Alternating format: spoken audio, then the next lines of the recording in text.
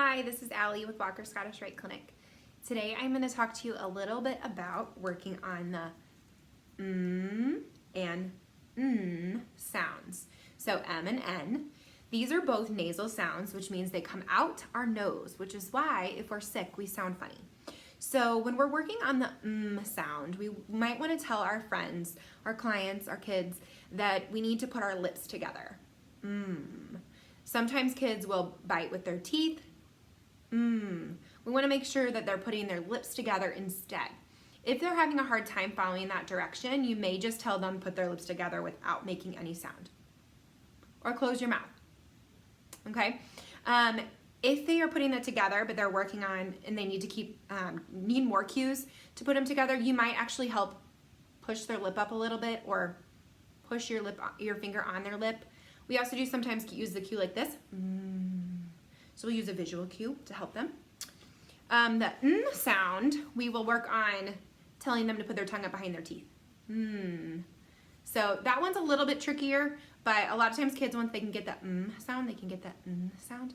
Sometimes we might have to have them kind of bite their teeth and then pull it back. So we don't want to have kids do the incorrect way of producing the sound very often, but if we need to do that to get them to be able to imitate it initially, we may start with that and then immediately start telling them the right way to make that sound. So some activities that you can do at home. So I am a huge fan of using books in therapy. I use books in every single therapy session, and it's such a great and easy, accessible way to target sounds. So look at your books at home. Do you have Goodnight Moon, which is one of the books that we'll be reading, or Goodnight Gorilla?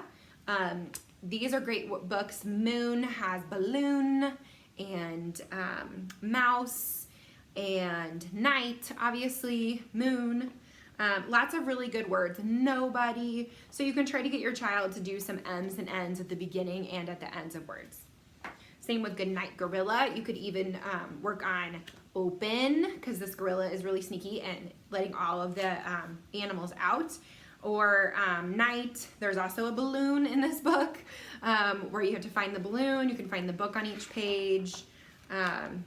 So lots of really cute things in that book as well.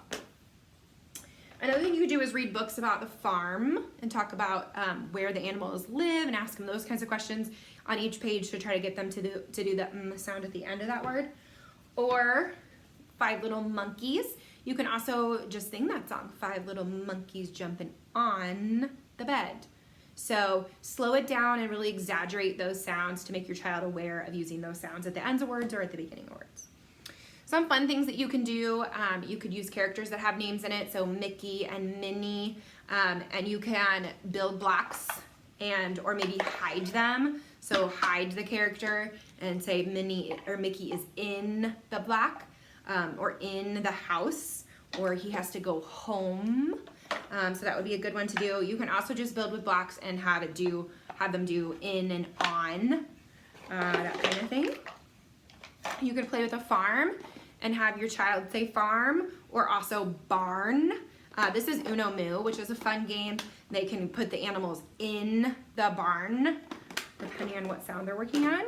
You could do a memory game. So it could be with any cards, maybe the Arctic cards we send home with you, or if you have a matching game like this, you could work on the word match, but also same, and then ask if they are a match, and you can say they're not or no.